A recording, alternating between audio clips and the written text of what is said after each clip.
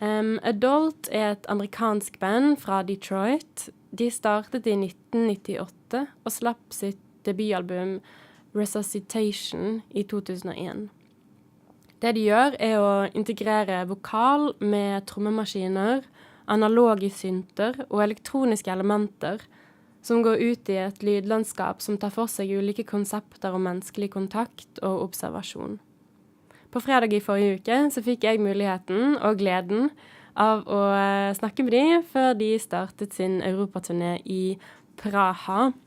Og samtalen vår begynte egentlig med å snakke om hvordan de forholder seg til hjembyen sin, og hva Detroit gir tilbake igjen til de som musikere, men også hvorvidt de er inspirert av den teknologiske, liksom dens teknologiske teknohistorie.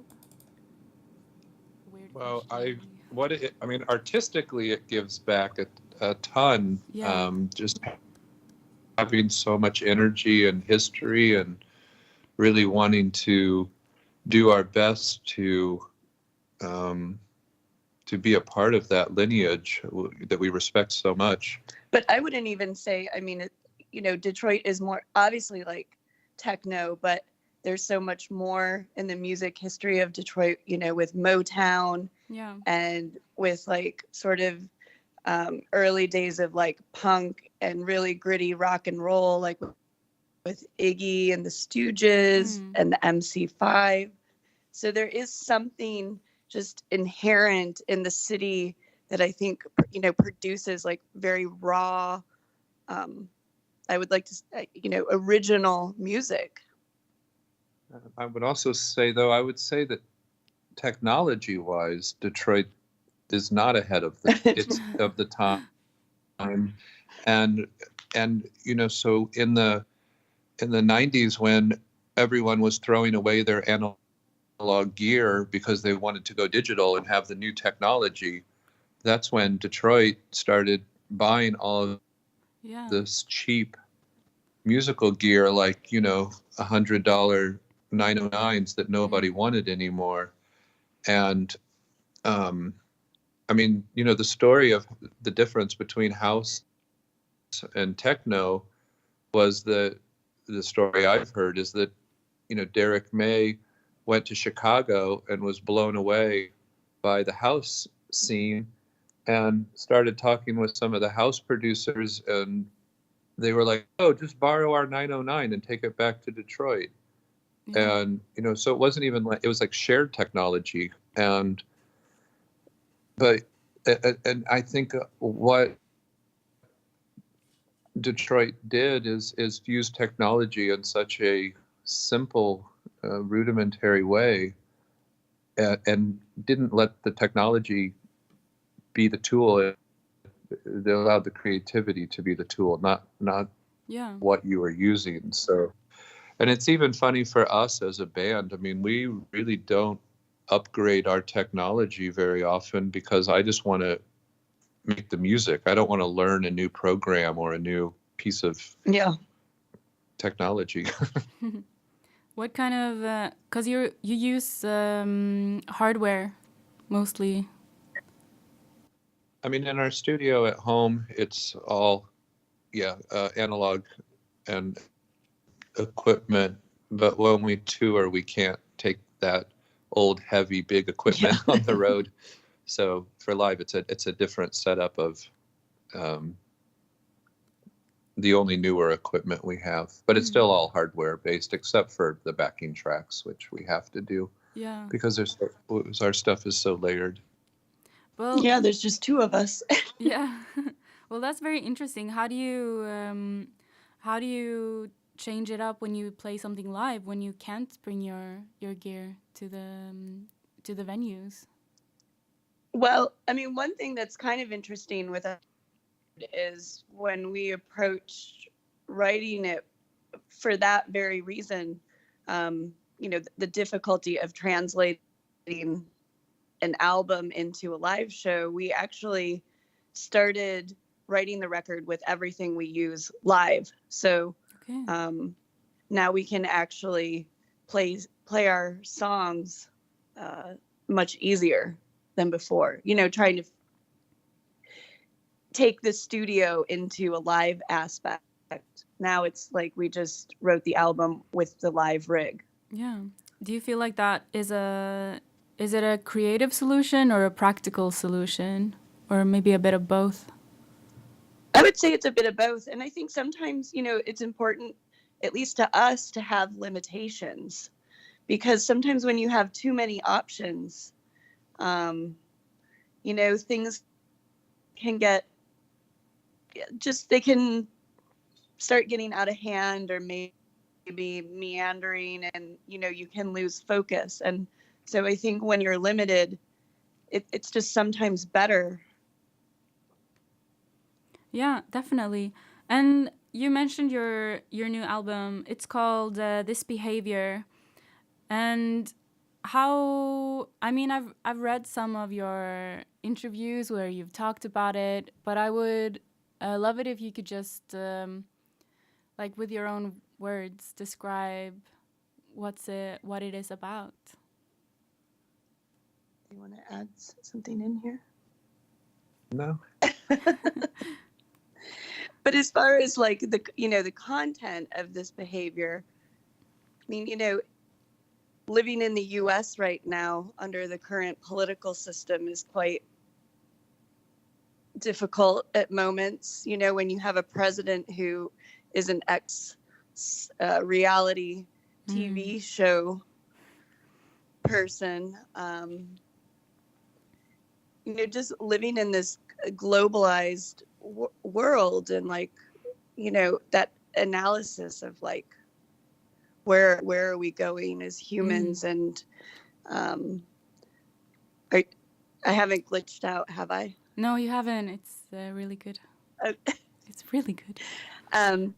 But you know, like, even our day-to-day use of social media, and like, what is that, and how is that affecting everybody? And you know, it's like the more we're connected, the more we're actually disconnected at moments. So yeah, because when I listen to the album, and I've been listening to it repeatedly for the past weeks, and what, like, the sensation that I sit with as a listener is this, like, especially listening to violent shakes, I feel like sort of trapped, as if I'm going through all these emotions that I really just want an escape from, but this is reality. I can't escape it unless, like, I do, like, self-harm or something. But yeah, that you're kind of stuck in it. There's nothing to do unless you, like, vigorously, like, attack it back in some way. Yeah. Right. Yeah. But yeah, which I think that's, you know, I think a lot of people feel, I mean, I feel that frustration and anger, and, you know, I feel that, like, this sort of sadness, like, where is culture going, and are we losing culture? And, you know, I think one thing we always want to be really careful as a band is, you know, I don't also want to be somebody who is preaching to the choir, because I feel like our fans, you know, are all really smart, and are, you know, I think we're all on the same page. So it's more like I really want the music to just be a fuel, and for other people. Yeah, it's also very, like, rooted in your collectivity, the work you have already done for so long. Going back to you even used the word trapped.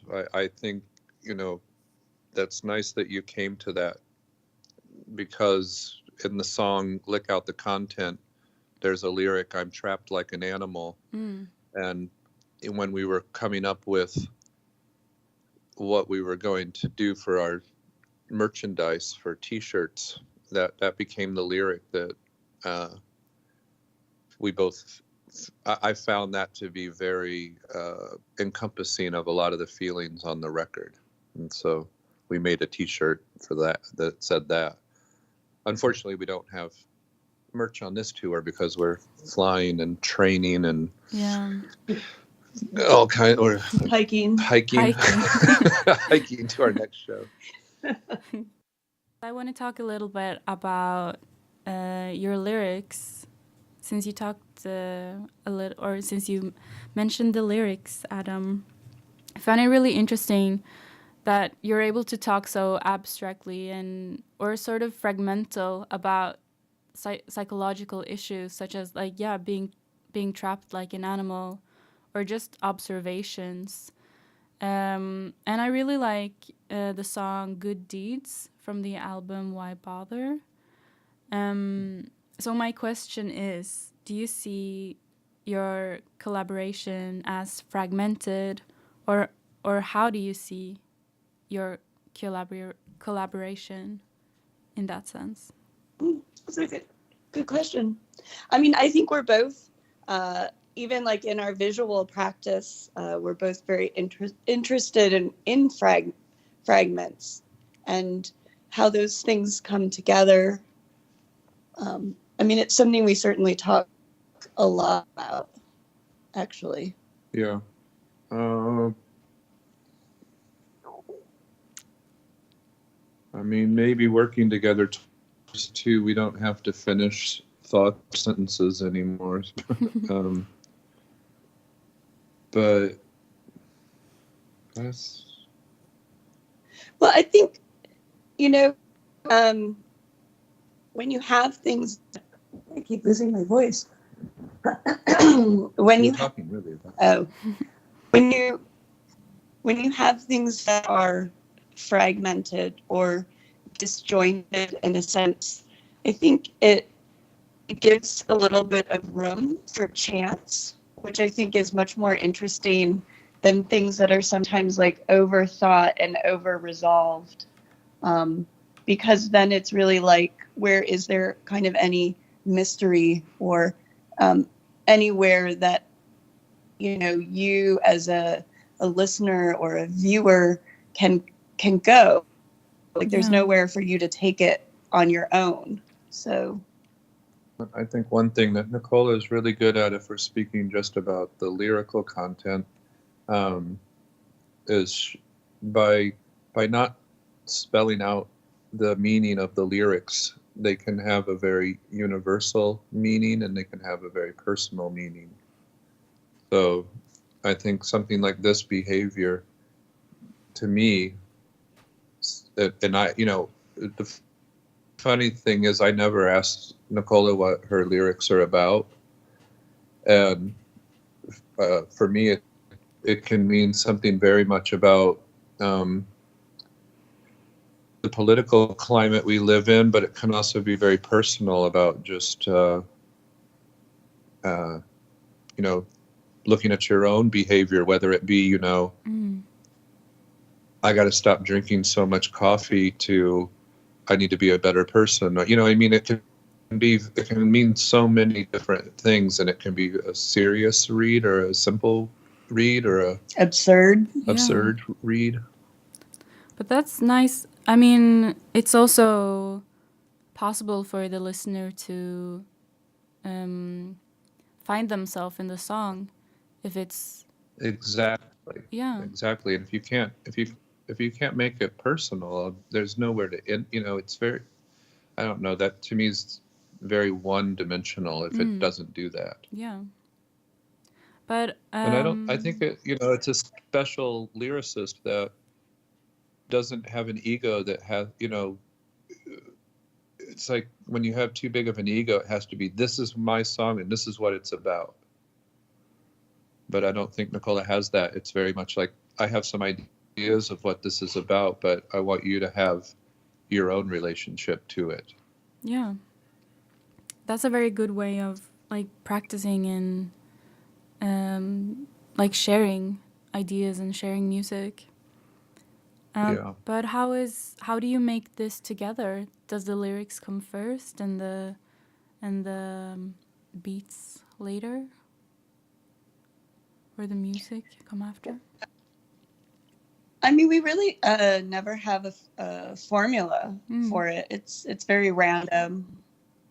I would say in general, the beats would come first, and then maybe, you know, one of us, we come up with like a melody line that kind of gets the song moving in the direction. But there's certainly been lyrics and a harmony before you know, the song is sort of shaped.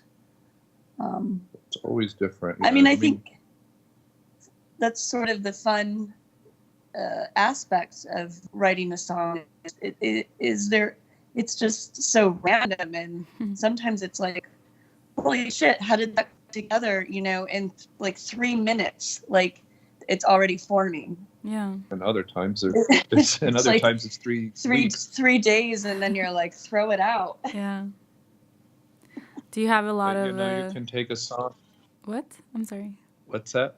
No, You take a song like "Does the Body Know," and that just had this rumbling bass line, and that was it. And Nicola sang all the vocals, and then I was like, "Whoa! I can hear, you know, what there's something that's in your vocals that I can hear." And then I remember, I mean, hours, like probably 12 hours of just not in the same time sitting, but I just sat there forever going, you know, let me have a minute with this, because I can hear something coming through your vocals. And then I wrote the melody lines, but they were through her vocal, you know, and other times the melody's first, and then so it's always different. How do you, I mean, you've been collaborating now together for 20 years. Yes. How has it changed over time? Oh yeah. I mean, maybe the only thing I could think of is I did have a little bit more with the lyrics at the beginning, maybe, but now I don't. If anything, I might, you know, it'll be more like having a springboard where it's like, you know, what do you think of this? And I may say like, this one word is weird, you know, or something, but it's nothing like. Yeah, it really hasn't changed too much. I mean, you know, sometimes it'll be Nicola on the drum machine, sometimes it'll be me, sometimes. I mean, I think we're also, you know, we've been really fortunate that anytime you do something creative, obviously, you know, you're very vulnerable, and you know, you have it. I think the hardest thing is you have to just work really hard in a collaboration to not take things personal. When somebody is like, I'm not really liking that, and you know, that's probably the biggest thing, is just that we've learned through the years, is like to not take criticism personal while working. And also, I think it's like we always want a challenge. And I think there are some musicians out there that don't have a problem kind of repeating themselves, or from record to record, they maybe only change like 5%, but we want to like really grow and it's a lot of work, and you know, that's the way we want it. So we're always looking for a different approach when we start an album, so that we're always thinking and always challenging ourselves. So you take the record before, you know, and we worked with 6 different musicians. We had never done that before. That was a very big challenge, very rewarding. And then, you know, for this record, we only took 3 synthesizers and an analog sequencer and 1 drum machine, and went to a cabin. I mean, for someone from Oslo, it's not that big of a deal. But for other people, they can't imagine just going into this, you know, cabin on a frozen lake and, you know, 2 feet of snow and working in complete isolation. And it was a very big challenge. And I can remember nights where we were delirious with just crazy and laughing and not laughing. Not talking to any other humans. And, you have it's a special, I always say bands that work it's a special chemistry, and bands that don't work, it's a chemistry that didn't go together. Just like molecules and anything. Yeah. So we recognize that our chemistry works well together, and so we can go get absolutely nuts in a cabin for a month. Other people couldn't do that. Yeah. It seems like you are very, what's it called? Conscious of the concepts when you're doing different albums. Or at least the way you speak of it now, it seems that some people might think to change or not their sound, but to make another album different, they have to completely re-identify or do something with themselves. But it's interesting that it's just the perspective or the instruments, like you've told, using lesser equipment or inviting others.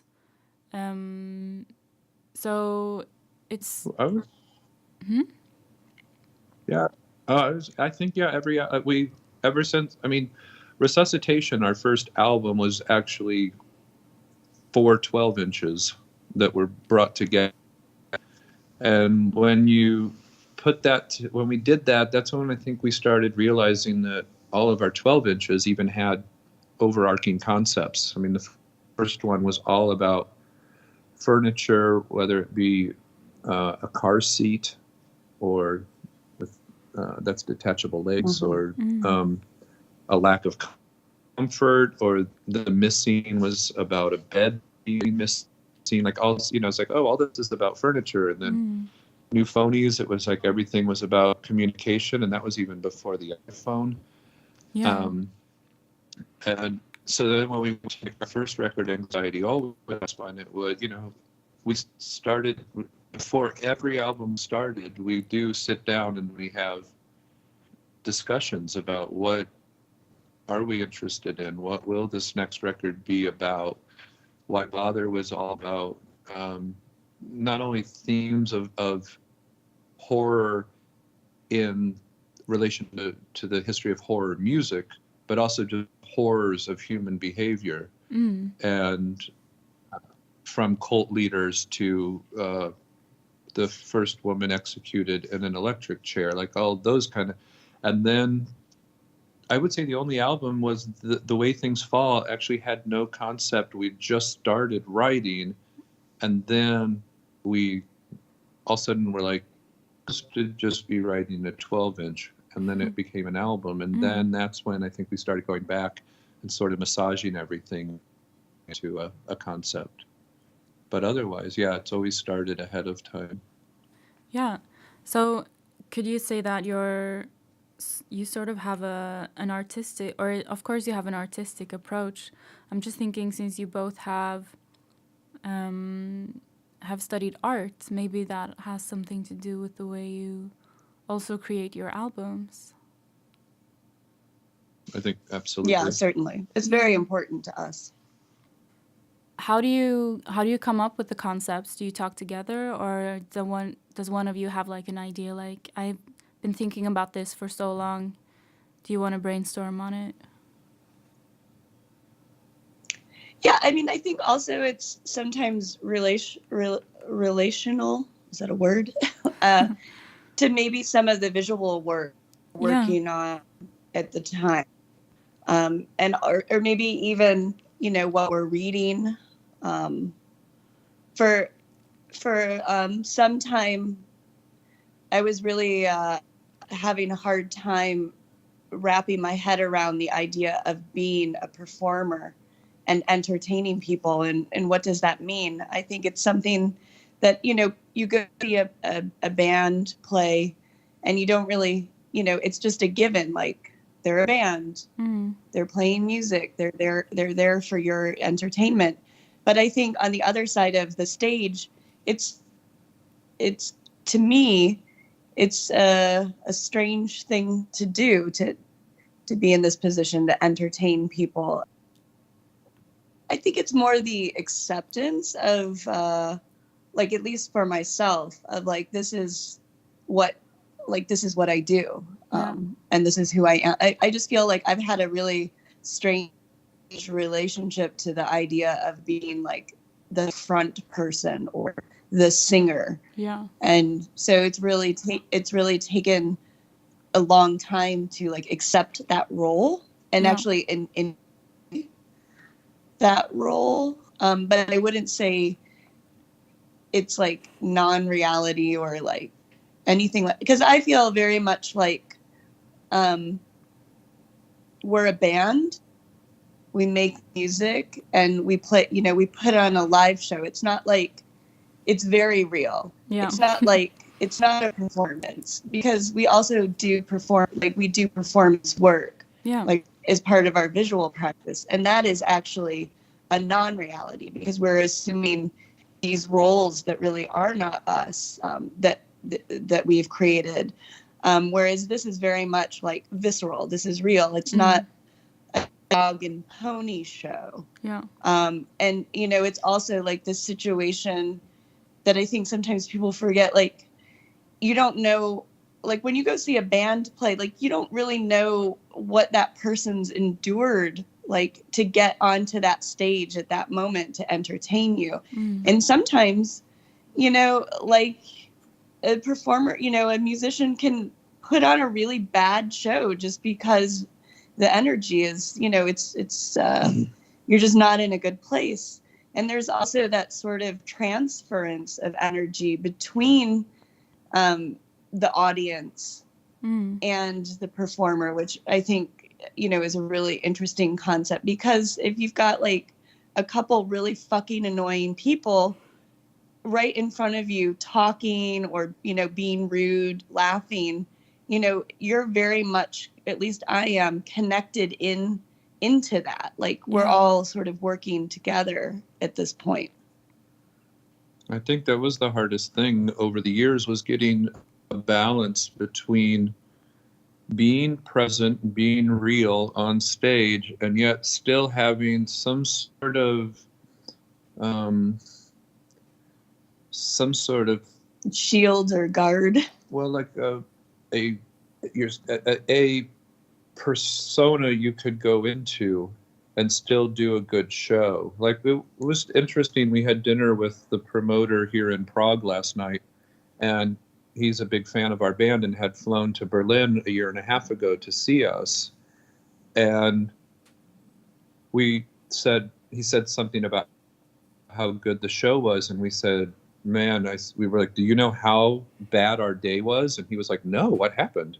And we were like, we played Paris the night before, we got no sleep, and we get to the airport and they made us check our carry-on luggage, and that took like an hour, and we almost missed our flight, and then they lost our luggage. And I'm like, we had to set up at 11:30 at night when our luggage finally showed up, while the other band was playing behind them, and the dark. It was, you know, and you're super tired and you're super stressed out, and, you know, you have no sound check and you just go. And he was like, wow, I had no idea. You guys didn't show a single sign of how hard your day was. And that's where you do have to have, you know, you want to be real on stage. But if we were to be real, we would have, you know, Be crying. Be crying and just off and be like, yeah, we don't even want to play, you know, like that. So there is that balance between reality and performance. It's very, you know, for us, because that's what we do for a living. It's very interesting to think about from our world. Yeah. I'm sorry, I think I lost you a bit now. Oh, I just was saying that because of what we do for a living, it is interesting for us to have, to think about the difference between like being real and still doing a good performance. Yeah, but I guess it has so much to say about expectations as well. Like these audience members just expect you to be like, I've seen you on this YouTube video and you seem totally crazy, and today you're not that crazy as I thought you were. And I mean, it's impossible to satisfy every person's expectation, and you shouldn't have to. Even though you're a performer, you're still a human experiencing emotions just like any other. Yeah, right. It's a balance. At the same time, they have paid for for service. They've paid for services that they expect. Yeah. So it's very interesting. I mean, they want to spend their money on entertainment. Yes. Thank you so much for agreeing to this, and I think you've been really great, and you lived up to my expectations. So. So we'll get a good Yelp review then. Yeah, for sure. Thank you. Yes, thank you so much for taking the time and for having us. It's great. Yeah, of course. Og det var intervjuet med Nicola Cooperus og Adam Lee Miller fra Adult, som kommer til Norge den 8. desember. De skal spille på Blå, og før vi er ferdig med sendingen skal jeg også vise noen låter fra noen andre albumer de har. Dette er en av låtene som ble nevnt. Den heter Good Deeds fra albumet Why Bother?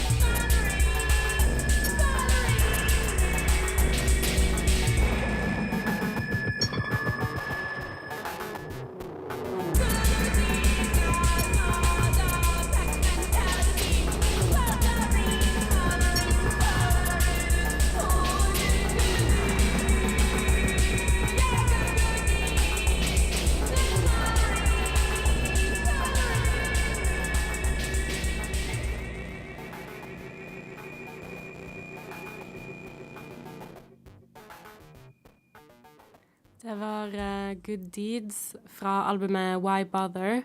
Og en ting jeg ikke har nevnt ennå, er jo at de som skal varme opp for Adult, er Erik Letrik, and his Fantasy Gang. Jeg sier det alltid feil. Herregud. Ok. Erik Letrik og HFG, His Fantasy Gang. Det er også en DJ-duo som heter Robomatic, som er Truls og Robin, som skal spille etter konserten, mest sannsynlig.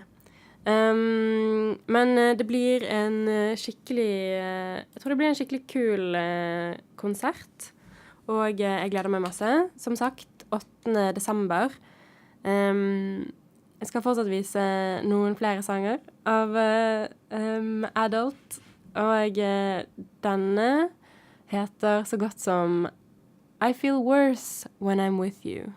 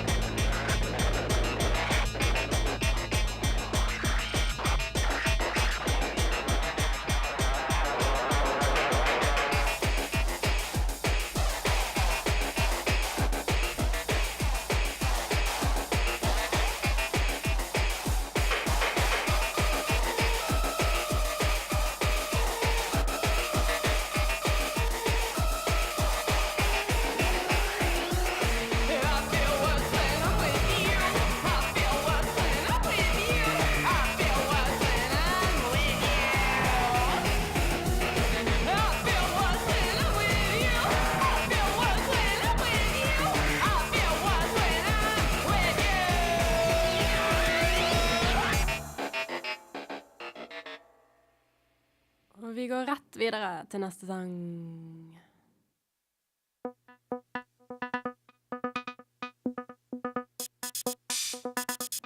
Miners at Night. Do you know what time it is? I think I'm on the brink of disaster. Lovesick miners at night.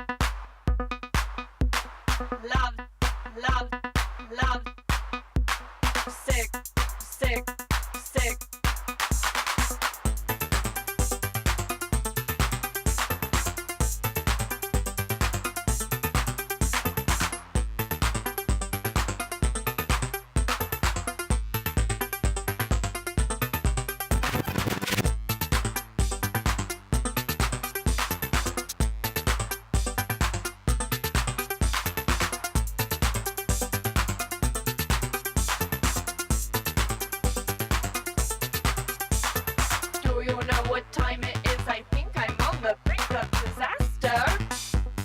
Lovesick miners at night. Miners at night. Lovesick miners at night. Lovesick miners at night. Lovesick miners at night. Sick, lovesick miners at night. Lovesick miners at night. Sick, lovesick miners at night. Lovesick miners at night.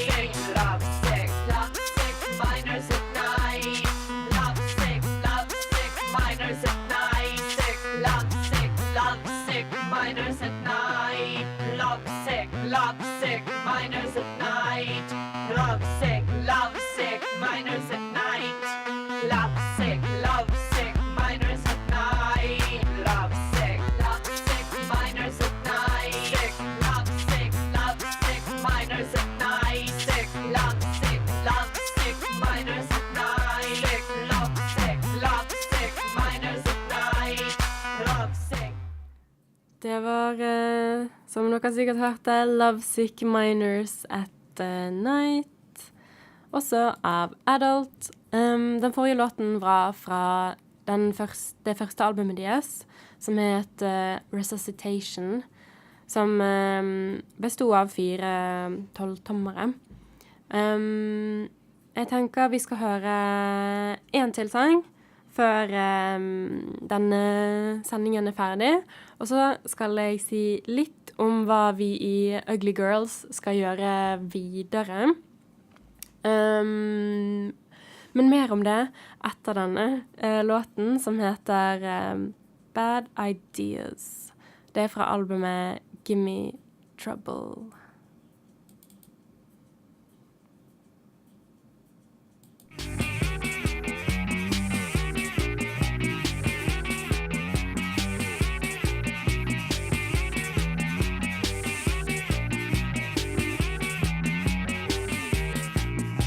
Addictions are in nonsense, seems to win. The young can get some turns when directions make no sense. Common sense is in and not so common anyway. Couldn't figure it out right then, don't seek another. It's just a ringing of the heart. Yeah, telling the same story twice. Color it up by being so nice. Just this once, wishing the words would it be the first time you giving me a bad idea.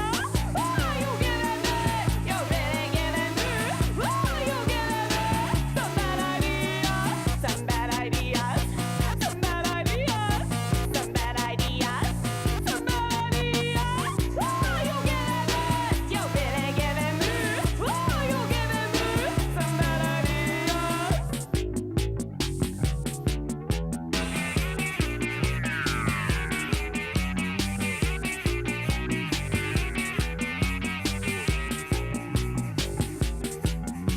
Locked into the same piggyback of the name. Reaching on, reaching in. It's just too easy to be so accident prone. Should have figured it out right then.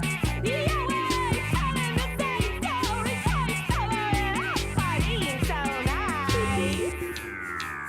Just this once, wishing the words wouldn't be the first time you giving me a bad idea. Oh, you giving me, you're really giving me. Oh, you giving me some bad ideas, some bad ideas, some bad ideas, some bad ideas, some bad ideas. Oh, you giving me, you're really giving me. Oh, you giving me some bad ideas.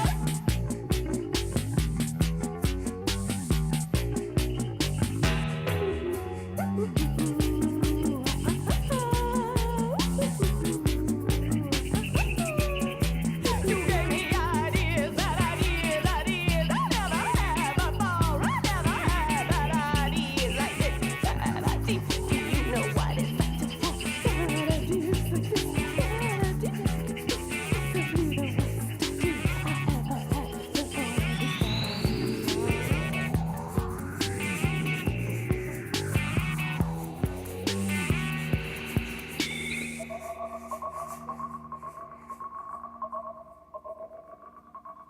Og Det var Bad Ideas av Adult fra platen, eller albumet som det godt heter, Give Me Trouble.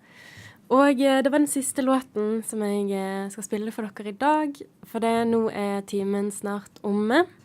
Men jeg vil si tusen takk for at du har hørt på, og takk til Head Productions som har skaffet Adult til Norge. Det første gangen de skal spille på Blå 8. desember. Og ja, det liksom ikke så mye annet å si da, enn du burde absolutt ta turen. Og at det vel verdt pengene. Ikke ha for store forhåpninger til artistene. Kanskje de har en dårlig dag. Kanskje det blir den beste konserten som noen ganger har blitt spilt i Oslo. Det kan du ikke vite, med mindre du kommer dit. Men ja, også noe om Ugly Girls også da. Fordi dette her jo vår sendingstid, som vi skal ha en liten pause på de neste 3 månedene. Så kommer vi tilbake igjen stronger than ever i mars. Og nå på fredag i morgen skal jeg, Toyota Karina, spille på naboens. Det helt gratis, så det kult om folk kommer dit. Og så har vi en fast måned på Mir, som blir den 6. desember. Det en fast torsdag i måneden. Så jeg håper å se folk der. Det blir en techno-heks-aften, hvor Toyota Karina og DJ Dorky skal spille vinyl. Så det jeg gleder meg til. Håper å se deg der også. Men ha en fortsatt fantastisk torsdag, og så ha en fortreffelig aften ellers.